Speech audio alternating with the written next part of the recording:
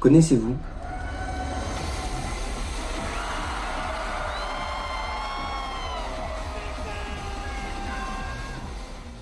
Vous la connaissez sûrement si vous avez traîné sur internet dans les années 2010. Mais est-ce que vous connaissez son histoire, ou même d'où elle vient? À la base, en 2007, Hatsune Miku, c'est juste un personnage associé à un logiciel de synthèse vocale, appelé Vocaloid 2. Elle était juste là pour créer une identité au logiciel de Yamaha. C'est de là que vient son nom, Hatsune Miku, le premier son du futur.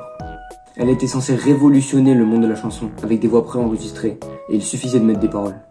Mais les fans ont rapidement adoré le personnage, une jeune fille de 16 ans, mignonne, aux cheveux turquoise, et ont créé de nombreuses chansons et autres fanarts. Les plus connus sont certainement Ivan Polka et Popipo.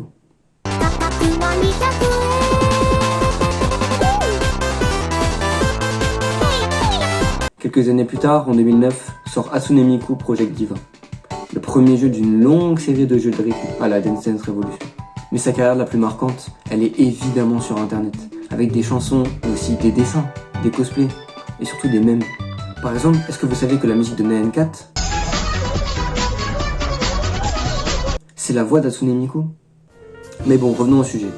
Le 31 août 2009, c'est le premier concert d'Hatsune Miku, qui apparaît sous forme d'hologramme devant plus de 2500 personnes. Pour cette époque, c'est absolument colossal, surtout quand on parle d'un concert face à un hologramme. À partir de là, la communauté du personnage va exploser, et les conventions vont être remplies de cosplays de Hatsune Miku. Internet va regorger de mèmes d'elle, dont certains encore aujourd'hui comme la traîne Miku Brasil. Elle va même apparaître comme perso sur Fortnite. Sur Fortnite! Bref, aujourd'hui, les idoles virtuelles comme elle ont plus ou moins été remplacées par les VTubers, qui sont une place de plus en plus importante sur YouTube et en particulier sur Twitch.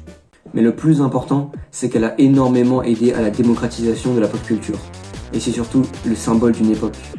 Pour beaucoup comme moi, écouter ces chansons, c'est un immense retour dans le passé, un énorme élan de nostalgie. Et c'est pour ça que je voulais dire merci Hatsune Miku.